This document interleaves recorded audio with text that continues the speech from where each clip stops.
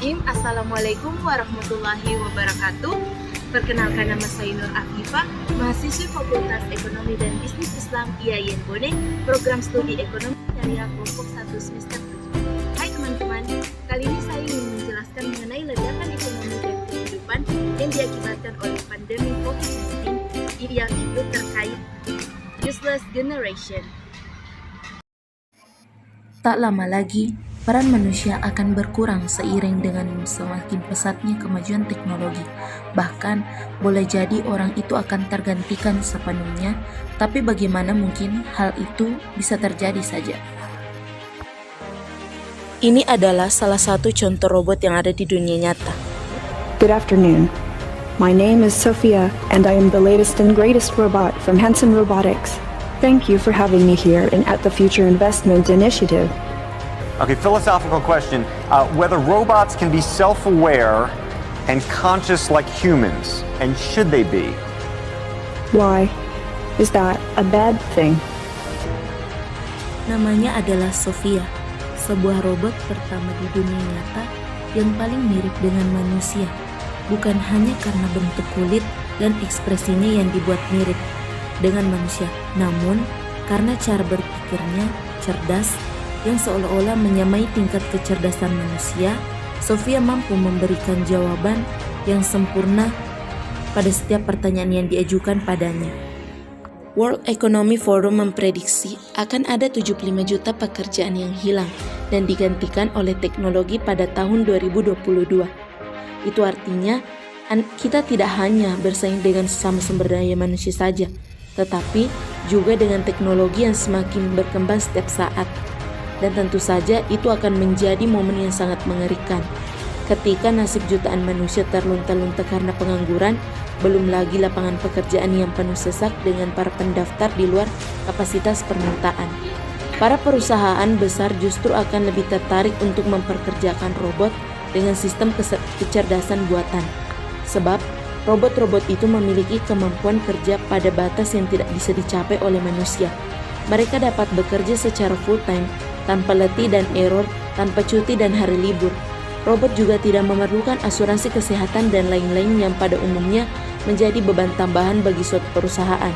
Dengan robot-robot itu, sebuah perusahaan cukup mengeluarkan satu kali modal dan mengoperasikannya untuk mencapai hasil produksi yang diinginkan. Sangat simpel dan tanpa resiko kesalahan. Dan cara ini sudah diterapkan oleh Amazon Go, sebuah toko kelontong masa depan yang sama sekali tidak membutuhkan pada kasir. Amazon Go telah mengubah wajah industri retail sekaligus menjadi percontohan dari wajah industri di masa depan. Sebelum belanja di Amazon Go, pembeli hanya cukup mengunduh aplikasi di ponselnya masing-masing. Aplikasi itu juga berhubungan dengan kartu kredit pengguna, sehingga setiap barang yang akan dibeli ditagih langsung ke akun aplikasi mereka, tanpa struk belanja dan tentu saja tanpa antrian di meja kasir. Pertanyaannya, dengan sistem artificial intelligence atau kecerdasan buatan yang semakin mendekati sempurna ini, lalu di mana peran manusia 5 tahun ke depan setelah hari ini? Apakah manusia akan mati karena peran kerja mereka tergantikan oleh robot yang canggih dengan kemampuan yang sangat jauh melampaui diri mereka? Sekarang, mari kita ubah sudut pandang kita. Kita jadikan perkembangan yang amat pesat ini sebagai bensin. Karena kita semua yakin manusia memiliki energi survive yang akan muncul ketika dia mulai terancam. Energi survive maksudnya di sini bukan untuk berperang dengan robot dan menolak sebuah perkembangan, melainkan energi untuk mencapai pendidikan yang lebih dari sebelumnya. Sederhananya saja, jika di masa sekarang Anda merasa puas belajar hanya di tingkat SMA dan berakhir menjadi buruh pabrik, di masa mendatang manusia akan lebih giat lagi untuk belajar setinggi-tingginya untuk bisa bertahan di tengah persaingan. Artinya, secara tidak langsung perkembangan ini juga akan mendorong manusia untuk berkembang. Namun, kembali lagi, sudut pandang kita jika kalian hanya menjadi penonton saja dan menyalahkan perkembangan yang terjadi, maka dipastikan kalian atau kita semua hanya menunggu waktu untuk tenggelam.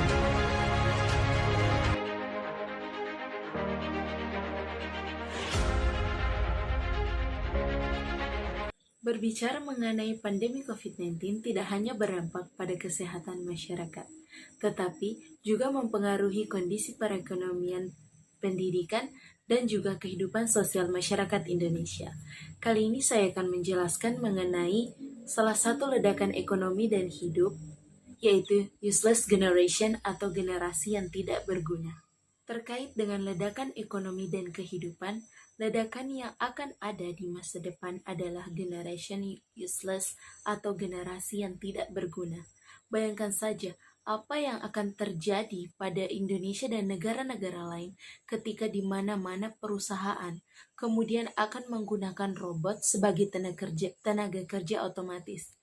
Itu pastinya akan mengganti peran masyarakat dalam melakukan pekerjaannya, otomatis akan meningkatkan yang namanya pengangguran.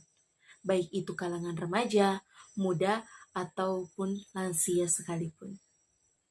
Penyebabnya tentu saja adalah karena biaya produksi untuk menghasilkan robot, sistem software, dan lain sebagainya telah turun begitu besar turunnya sekitar 65%. Sementara biaya tenaga kerja di seluruh dunia setiap tahunnya itu mengalami peningkatan antara 2-15%. Jadi, ini merupakan sebuah paradoks sekali di satu pihak. Biaya tenaga kerja dan biaya untuk menggaji kita pun akan mengalami peningkatan tiap tahunnya, misalnya seperti UMR. Sementara biaya robot sebagai pengganti kita itu justru semakin murah, apalagi ditekan oleh pandemi COVID-19 seperti sekarang ini, urusan-urusan yang tidak bisa berproduksi karena perusahaan harus melakukan pembatasan sosial tersebut. Berbicara mengenai otomatisasi robot ini, saya yakin beberapa tahun ke depan akan terjadi pengangguran tenaga kerja di seluruh dunia yang diakibatkan otomatisasi ini. Ada sekitar 47% tenaga kerja di seluruh dunia yang dapat digantikan oleh mesin pada tahun 2026 mendatang. Dan yang terbesar adalah para pekerja kelas menengah. Menurut BBC, sekitar 40% World Economic Forum sendiri memberikan angka yang lebih moderat. Angkanya lebih rendah yaitu 85 juta orang yang akan terdampak. Pekerjaan yang terdampak ini sudah kita lihat di mana-mana saja yang digantikan oleh Autobot atau Customer Service. Begitu juga dengan data entry admin, akuntansi, auditor, hingga contohnya penjaga pintu tol yang sudah dihilangkan akibat mesin otomatisasi atau robot ini. Dan pekerjaan yang sangat besar yang ada di setiap negara akan mengalami hal tersebut. Misalnya, yang kita lihat lagi apa yang ada di Amerika Serikat. Menggunakan robot industri selama masa pandemi telah meningkat sekitar 14%. Dan ada 20 juta pekerja yang akan kehilangan pekerjaannya sampai tahun 2030 mendatang. Bahkan awalnya saja telah turun sekitar 13%, diperkirakan akan ada sekitar 33% pekerjaan baru yang belum ada sebelumnya. Sedangkan di Indonesia, menurut studi yang melakukan migrasi pada tahun 2019, ternyata akan ada 23 juta pekerjaan yang dapat digantikan oleh robot. Tetapi ada sekitar 40 jutaan juga pekerjaan baru yang bisa diciptakan. Hanya saja pekerjaan-pekerjaan ini belum tentu otomatis bisa mengisi pekerjaan-pekerjaan baru yang tersedia. Sumber daya manusia kita memerlukan keterampilan-keterampilan khusus, bahkan bisnis proses dan cara kerja yang baru selama pandemi di Indonesia. Diketahui bahwa ada sekitar 4,4 juta orang yang keluar dari BPJS Ketenagakerjaan dan ada 1,8 juta pengangguran yang terdampak oleh pandemi COVID-19 ini.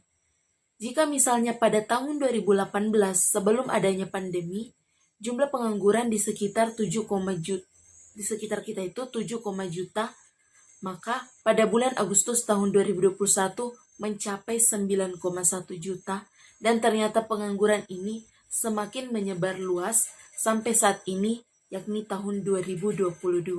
Menurut data yang diberikan oleh pihak Kadin, pada tahun 2020, industri yang paling terdampak itu tekstil, sekitar 2,1 juta, kemudian transportasi darat 1,4 juta orang, cukup besar.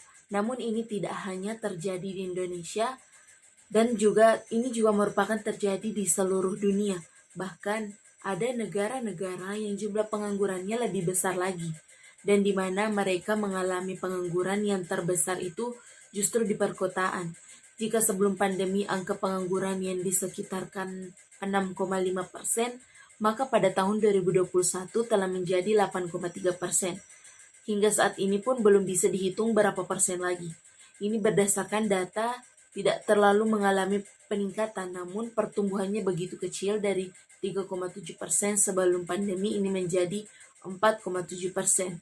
Tentu saja, tenaga kerja muda yang tadinya berada di perkotaan harus disambut dengan pekerjaan-pekerjaan baru yang ada di desa mereka masing-masing. Maka dana desa bisa menjadi penyelamat jikalau bisa memilih pemimpin yang sangat amanah.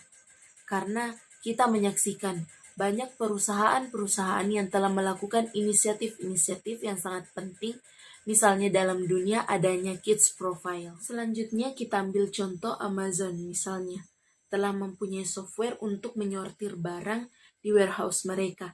Ada pula juga upaya-upaya untuk membuat atau otomatisasi dalam bidang HRD software bernama Apps Indonesia yang digunakan untuk men-screen kandidat, dan di pabrik-pabrik juga bisa digunakan obat-obat yang diproduksinya sekarang meningkat terus, bahkan peminatnya sangat besar.